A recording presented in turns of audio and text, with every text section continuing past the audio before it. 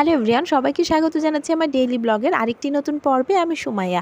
আশা করছি সবাই ভালো আছো। যে যেখান থেকে ভিডিওটা দেখছো অনেক দোয়া আর ভালোবাসা রইল।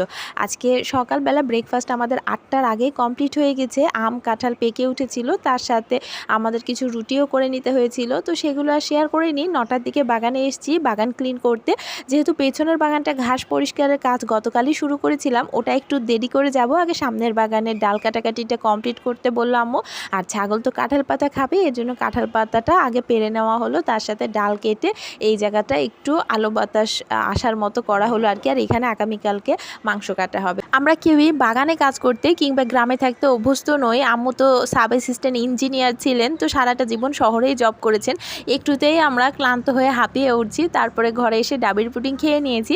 আর এদিকে দেখো 9টা বাজতে বাজতে আমাদের রান্নাও কমপ্লিট হওয়ার পথে, মানে দুপুরের জন্য একটা বড় মাছ ঝোল করে করা হয়েছে আর তার সাথে ছোট মাছটাই কিন্তু খেতে বেশি ভালো লাগছিল।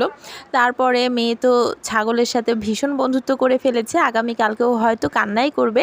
আর পলিথিন সব ধুয়ে দিয়েছি, কালকে মাংস কাটতে এগুলো অনেক কিছুই কাজে লাগবে। আসলে কোরবানি ঈদ কিন্তু ভীষণ একটা ব্যস্ততার এবং কাজের ঈদ। মুসলিম হলেই যে কোরবানি দিতে পারে এমনটা নয়, এক একজনের আর্থিক সঙ্গতির উপরে কোরবানিটা নির্ভর করে। যার সামর্থ্য নেই সে কোরবানি দেবে না, যাদের সামর্থ্য আছে তারা সামর্থ্য অনুযায়ী পশু কোরবানি দেয়। ঘাসগুলো গাছের গোড়ায় জমা করেছি, সার মাটিতে পরিণত হয়ে যাবে আশা করি। আর আজকে হেল্প করার জন্য কাউকে পাইনি, সবাই ব্যস্ত। আগামীকাল যেহেতু ঈদ, তাই প্রত্যেকে নিজের বাড়িতে ব্যস্ত। অতিরিক্ত ঘাসের জন্য নিচের দিকের আমগুলো দেখা যাচ্ছিল না, ঘাস বড় হয়ে আমগুলোকে ঢেকে দিয়েছিল। এখন ঘাস কেটে ফেলাতে কিন্তু আমগুলো অনেকটা ঝুলে ঝুলে আছে, দেখতেও ভালো লাগছে।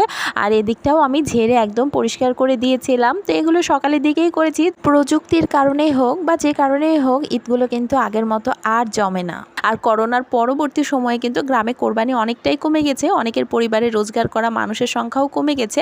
আর এই জায়গায় একটু বলে নেই যে কোরবানির পশুগুলোর মাংস 3 ভাগ করা হয়। 1 ভাগ আমরা রাখতে পারি, 1 ভাগ গরিব দুঃখীদের মাঝে বিলিয়ে দিতে হয়, আর 1 ভাগ আমাদের আত্মীয় স্বজনের বাড়িতে। প্রত্যেক সামর্থ্যবান মুসলমানদেরকেই কিন্তু কোরবানি ঈদে এই কাজগুলো করতে হয়। আর তাই এই ঈদের পরে কিন্তু ভীষণ ক্লান্তি নিয়ে আমাদেরকে বাড়ি ফিরতে হয়। এ পর্যন্তই, টাটা।